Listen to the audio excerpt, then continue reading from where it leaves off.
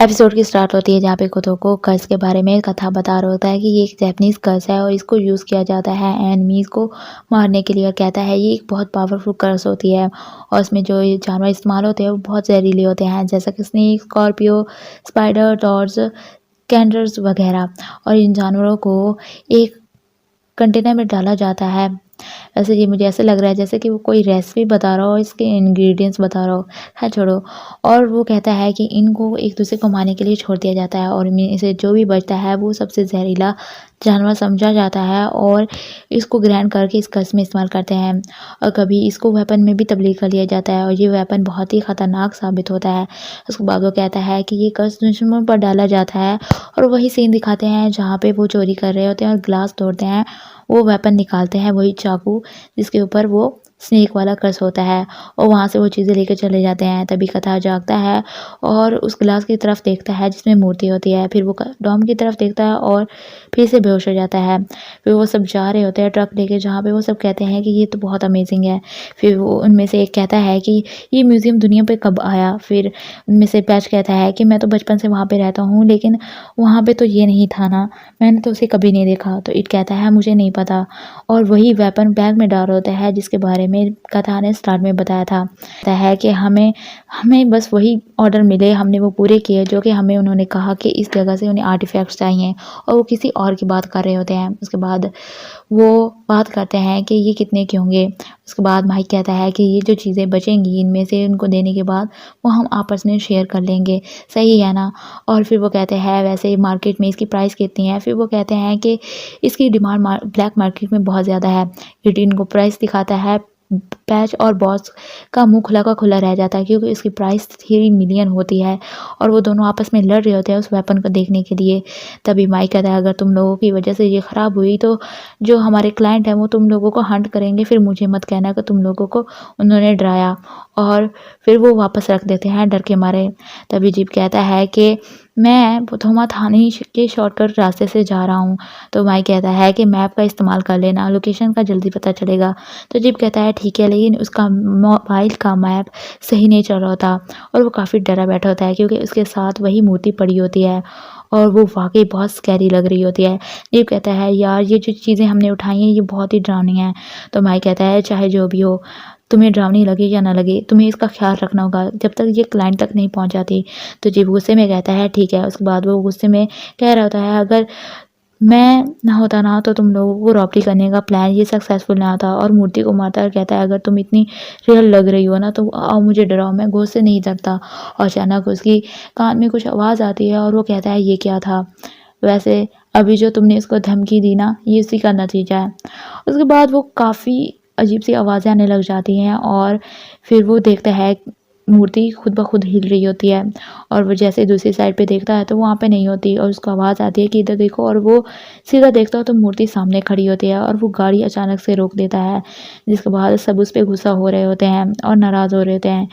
Jeep जैसे ही फिर से सीट पे देखता है तो वो मूर्ति वहीं पे पड़ी होती है और वो काफ़ी डरावनी लग रही होती है और काफ़ी डर जाता है। वो उसकी तरफ हाथ बढ़ा के इसकी शीट निकालने वाला होता है। तभी माइक आ जाता है, उसको कहता है चलो नीचे उतरो, अभी बताओ ये क्या तुमने क्या।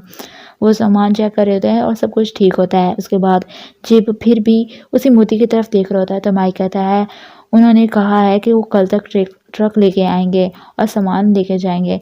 फिर दूसरा लड़का कहता है कि हम अब क्या करें। और फिर वो कहते हैं हमारा प्लान तुम्हारी वजह से ख़राब हो गया। बॉस कहता है हम नहीं इंतज़ार ही करना है ना। तो पैच कहता है हाँ, तो फिर हम उस फैक्ट्री में रुक जाते हैं। उसके बाद एक लड़का कहता है सही है, वहीं पे आज रात गुजारते हैं और आर्टिफैक्ट्स निकाल के जा रहे होते हैं। मगर जब अभी भी उसी मूर्ति की तरफ देख रहा होता है हैरान होके। तो भाई कहता है तुम यहाँ पे क्या खड़े हो देख रहे हो, जाओ उनकी हेल्प करो आर्टिफैक्ट्स निकालने में। तो वो आर्टिफैक्ट्स निकालने में उनकी हेल्प करने के लिए जाता है। उसके बाद कथा ज़ोन 16 में खड़ा होता है, उन्हीं खाली मिरर्स में देख रहा होता है। तभी थारा भाई उसके पास आता है और कहता है कि सारे आर्टिफैक्ट्स ज़ोन 16 से गायब हुए हैं और किसी ज़ोन से भी उन्होंने कोई चीज़ नहीं उठाई। उसके बाद कथा कहता है क्या तुमने अपनी डिटेक्टिव फ्रेंड से बात की। तो थारा भाई कहता है इसका नाम बहम है, मैंने उससे बात की है, वो लोकल पुलिस के साथ मिलकर उस ट्रक की तलाश में लगी हुई है। उसके बाद वो कहता है मुझे लगता है वो जल्दी ही मिल जाएगी। कथा थरापाई के पीछे आते हुए डॉम की तरफ देखता है और थरापाई डॉम को देखता है और वहाँ से चला जाता है। डॉम कहता है मैं तुमसे कुछ कहना चाहता हूँ, तो कहता है इशारे में कहता है हाँ बोलो। तो डॉम उसके पास आता है और कहता है ये सब कुछ मेरी वजह से हुआ। और फिर वो कहता है उनमें से मैं एक को जानता हूँ और वो मेरे साथ काम करता था, लेकिन मुझे लगता है उसने ही उनकी हेल्प की होगी। तो कथा कहता है तुम एक नंबर के स्टूपिड हो, मैंने तुम्हें काट दिया था, तुम उसको भी संभाल के नहीं रख पाए। और कहता है इन सब की वजह तुम हो, ये सब कुछ तुम्हारी वजह से हुआ है। और उससे लड़ता है और रो रहा होता है। फिर वो कहता है कि चले जाओ, मैं तुम्हें देखना भी नहीं चाहता, और जोर से उसे बोलता है कि गेट आउट। तो डॉम डर जाता है और वहाँ से चला जाता है। फिर भाई उसके पास आता है और कहता है अगर आप इस तरह से जाने के लिए कह रहे हैं तो आप इतने हफ्तों तक उसके पीछे क्यों थे।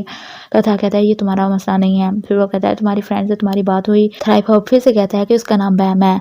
मुझे लगता है हमें उसके पुलिस स्टेशन बोलने से पहले ही कथा उसकी तरफ गुस्से से देखता है। तो वो अपना सेंटेंस पूरा करता है किस स्टेशन।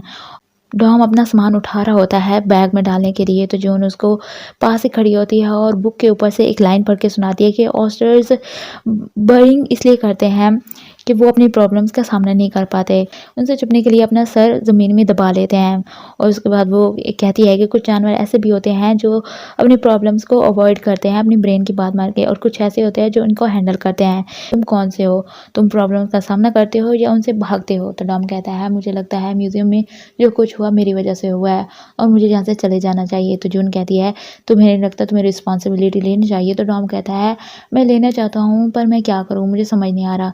तो जून कहती है तुमने कभी कुछ अजीब सी आवाज़ें सुनी है, तुम्हें कुछ महसूस होता है, तुम्हें पता है हर ऑब्जेक्ट के फ्रिक्वेंसी है पर इसे कोई आम इंसान नहीं सुन सकता। मैंने तुम्हें पहली बार देखा था तो मुझे पता चल गया था कि तुम आम इंसान की तरह नहीं हो। डॉम कहता है तुम कह क्या रही हो। तो जून कहता है सिग्नल को ध्यान से सुनो, क्या पता तुम्हें पता चल जाए कि वो आर्टिफैक्ट्स कहाँ पे हैं और उन्होंने कहाँ पे छुपा के रखा है। और उसे वो वही काट देती है और कहती है कि ये थ्राइप हॉप ने दिया है और कहा है जब तुम चाहो वापस आ सकते हो। और उसके बाद वो कहती है और जब वो परिंदे बरी करते हैं तो वो प्रॉब्लम से भागते नहीं हैं, वो बस अपनी वैल्यूएबल चीज़ को छुपा देते हैं और वहाँ से चली जाती है। डोम ऐसे सोच रहा होता है। उसके बाद वो सीसीटीवी कैमरा के सामने आके खड़ा हो जाता है। कथा उसकी तरफ देख रहा होता है। थ्राइप हॉप आता है और कहता है कि कार रेडी है और मिस्टर डूम यहाँ से जा रहे हैं। और कहता है आप उसे मिलने के लिए नहीं जाएंगे, लेकिन कथा सीसीटीवी कैमरा की तरफ ही देख रहा होता है और डॉम बाहर चला जाता है। कथा वहाँ से उठकर बाहर चला जाता है। वो अपने रूम में लेटा हुआ होता है और उसे जून की बात याद आ रही होती है जिसने कहा था कि तुम सिग्नल के ऊपर तवज्जो देना। तो वो अपनी आंखें बंद करता है, उसे अजीब से साया नज़र आता है तो वो अपनी आंखें खोल लेता है। उसके बाद वो देखता है कि उसके सामने सच में खड़ा होता है और वो डर के मारे वहाँ से भाग जाता है। लड़का कहता है कि ट्रक अभी तक नहीं आया। तो दूसरा लड़का कहता है कि ट्रक नहीं आया तो हम बाहर जाके देखते हैं ना कि कोई और ट्रक आता है कि नहीं। तभी जीप कहता है कि हमें वो बैटरी तो नहीं कर रहे। कहता है शट अप। तो वो चुप कर जाता है। उसके बाद ईट कहता है उनको तस्वीर दिखाता है और कहता है ये वेपन नहीं मिला। तो माइक कहता है मेरे पास नहीं है। उसके बाद वो सबसे पूछता है, सब कहते हैं मेरे पास नहीं है। तो माइक उसके इशारे से पूछता है कि कहीं तुम्हारे पास तो नहीं। तो वह कहता है अगर मेरे पास होता तो मैं तुम लोगों से क्यों पूछता। तो फिर माइक कहता है चलो इसको ढूंढते हैं। ईट कहता है मैं नहीं जाऊँगा। फिर वो जिप की तरफ देखता है, जिप कहता है मैं भी नहीं जाऊँगा। फिर वो बॉस से पेज की तरफ देखता है और वो बॉस कहता है मैं तो बिल्कुल भी नहीं जाऊँगा। और माइक उन दोनों को कहता है चलो जाओ और चेक के आओ। फिर वो वहाँ से चले जाते हैं। उसके बाद जून सफाई कर रही होती है, तभी डॉम भागते हुए उसके पास आता है और जून कहती है मुझे पता था तुम आओगे पर मैंने सोचा नहीं था कि तुम इतने जल्दी आ जाओगे। तो डॉम कहता है मैं आर्टिफैक्ट्स को वापस लेके आऊँगा। तो जून कहती है अच्छा तो तुम्हें स्टे काम रहना होगा और फोकस करना होगा, सिग्नल की तवज्जो देनी होगी। तो डॉम अपनी आंखें बंद कर लेता है। जून उसको कह रही होती है कि अच्छे से सोचो और क्लियरली तौर पे उसकी पिक्चर बनाने की कोशिश करो। वो देखने की कोशिश करता है जहाँ पे उसे दिखता है कि पैच कुछ ढूंढ रहा होता है और बॉस कहता है कि मेरे मोबाइल की बैटरी मत ख़त्म करना। और उसे कहता है तुम्हें अपनी मोबाइल की बैटरी की पड़ी है, हाँ बताओ। और वो बाहर खड़ा होता है। उसके बाद वो ऐसे ही देख रहा होता है जहाँ पे पैच कहता है मुझे मिल गया और बॉस कहता है जल्दी करो। वो हाथ बढ़ाकर उस चाकू को उठाने की कोशिश करता है, तभी उसके हाथ पे कुछ डस जाता है और वो चीखें मारता है। पैच अंदर आता है और कहता है क्या हुआ तुम्हें।